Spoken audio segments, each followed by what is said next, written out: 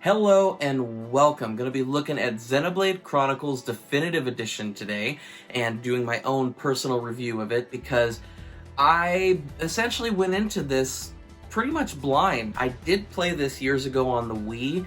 I had borrowed the game from a friend and played the first few hours, which is nothing compared to the rest of the game. And I just couldn't get into it. I don't know if it was because of the story or I just couldn't get into the gameplay. I just maybe was into different types of games back then, but I never got really far, gave it back to my friend, and that was the end of it. And then years later, when I wanted to actually try it again, I didn't really feel like paying a whole lot of money for it, and I didn't have a new 3DS, so I just, never played it. And now we have it on the Nintendo Switch. So I loved Xenoblade Chronicles 2, and when it released in 2017, I gave it a shot, and I loved it. And I thought, one of these days I need to go back to the original, because everybody loves that one.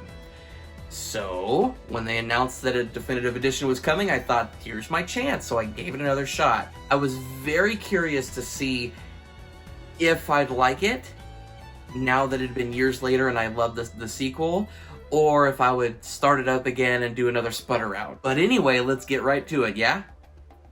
I mean, I really enjoyed the visuals and character designs in Xenoblade 2, so the way they updated the visuals to more closely resemble those in Xenoblade Definitive Edition was an instant win for me. The character designs were already nicely done in the original, but the visual overhaul on both designs and animations, well, most animations, is fantastic.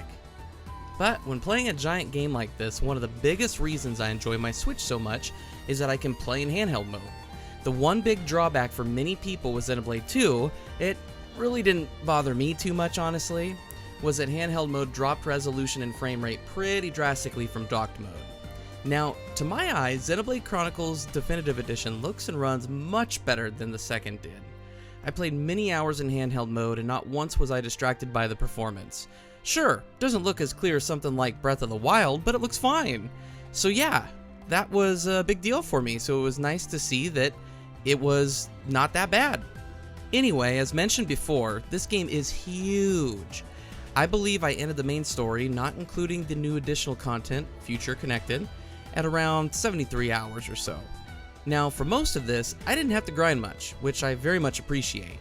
I would battle frequently as I continued on in the story, but what really helped were the other ways to gain experience and level up. If you find new locations simply by exploring, you get a decent chunk of experience. If you finish certain side quests, then you get varying amounts of XP.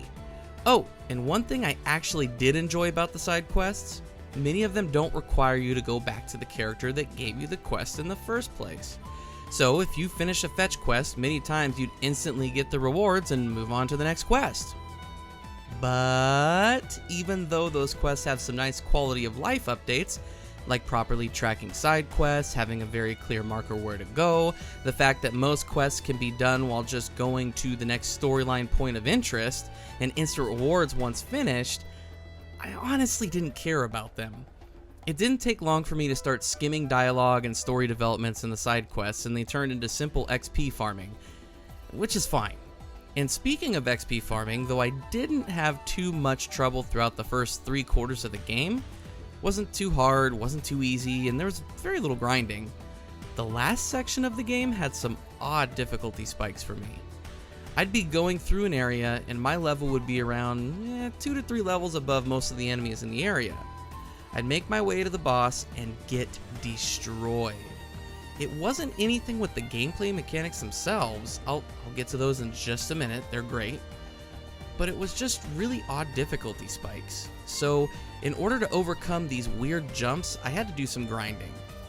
This really stung because it came at a time where I was ready to continue the storyline and see what would happen next. This made the grinding feel like even more of a slog. The good news is that it didn't really hinder my overall experience and joy with the game, so a minor gripe, but a gripe nonetheless. I really enjoyed the battle system in Xenoblade 2, though it took a bit to really get going. When I saw that they were updating the combat system a bit in this definitive edition, I thought it looked a lot like Xenoblade 2, so I was excited for it. But geez, I didn't realize what it would turn into. So there are arts that you can use and have cooldowns. These are specialty moves that can cause effects such as break, breaking an enemy's defense, or topple, knocking an enemy down, in addition to usually dealing more damage. These automatically refill for usage while in battle and need to be used strategically. They can be used with your teammates. You can have 3 members in your party at any time to take out enemies, and they need to be balanced with automatic attacks. Now, auto attacks happen as soon as you draw your weapon and enter into a battle. These build up your main art, which varies depending on the character you are choosing to play as. Other characters have one main art that builds. Melia has a burst attack, and Ricky has a move that steals an item, and these are located in the center bottom of the battle screen. But Shulk is different, because he wields the legendary Monado. He has access to various moves such as Talent Shield or Enchant, which grants teammates the ability to effectively attack Mechons, the enemy robots. In addition to all of this, there's also a thing called Chain Attacks, which is where you trigger it, and however many teammates are in your team at that moment and are standing up and not toppled over or broken or dazed or whatever, so a minimum of 3 typically. It'll start with 3, and you can build up from there. You can chain things together like a break attack into a topple and then deal a massive amount of damage. You can do same colored arts and so on and so forth. It's incredibly deep, and it's a very, very cool system. Oh, and did I mention you can play as any of the characters that enter your party?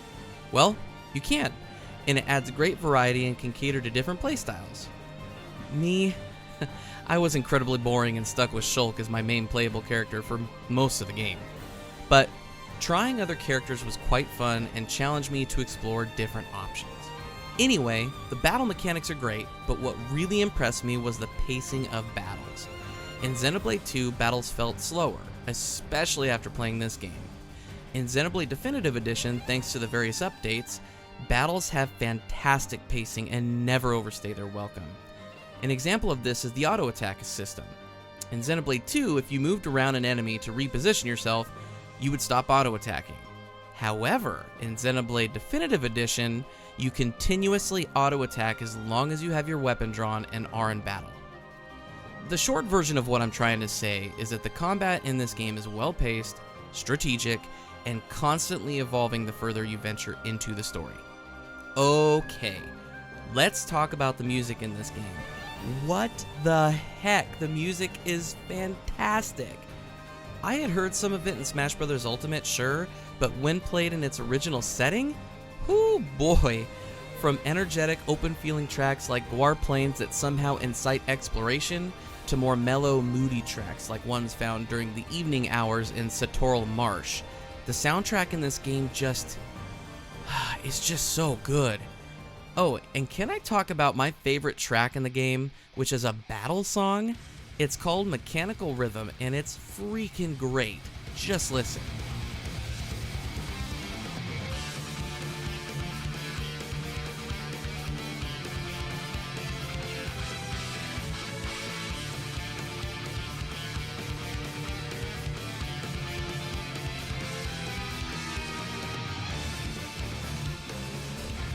And speaking of audio, I absolutely could not get enough of the voice acting.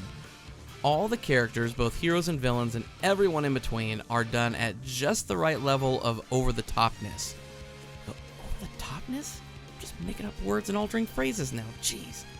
Anyway, the music is great, the audio is good, and the voice acting is just the best.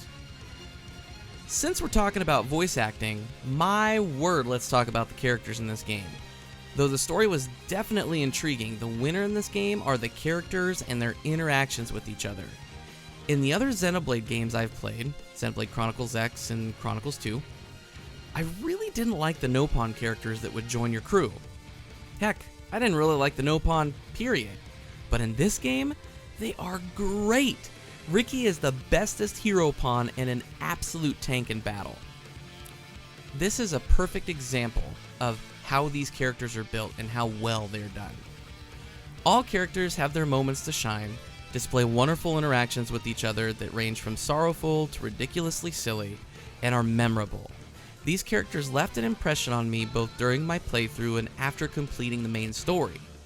I became attached to these characters, and something that I really enjoyed was that Shulk is just a genuinely good dude. Maybe it's because I've been playing so many morally ambiguous games recently, looking at you, Last of Us 2, but I truly appreciated good guy Shulk and his band of also good folk. I won't talk much about the story here for spoiler reasons, but what starts as a simple revenge story turns into something much bigger, and it's made exceptional purely due to these outstanding characters. To kind of cap this all off, I am so glad that I gave this game another shot and that Nintendo brought it over to the Switch and gave it this definitive edition. And I really do think it is just that, the definitive version of this game. The little things that I do remember from my first playthrough have been drastically overhauled, and everything that I've read about what they've changed, I couldn't imagine it any other way. The music is fantastic, the characters are fantastic, the gameplay and the battle mechanics are just great. Everything about this game is just solid. It's very good. I'm very happy with this game, and I'm very happy that I gave it another shot and I was able to get that shot. This is an easy recommendation from me, and I think a must-have for, Switch owners that are into any kind of JRPGs whatsoever. Top-notch visuals with that crazy overlay that they did, that repaint of the game itself from the Wii version. Excellent battle mechanics, great music, absolutely memorable characters. I'm so glad that I played this game again, and it's an easy recommendation for me. I mean, in short, I'm really feeling it. I'll let myself out now. Hey, thanks for watching. I appreciate you taking the time to watch this video. Let me know what you think about Xenoblade Chronicles Definitive Edition, or maybe just the original Wii game. If you like this video, make sure to hit that like button. If you disliked it, hit that dislike button. And make sure to subscribe if you like what you see. I appreciate you watching. Thank you. I'll catch you next time.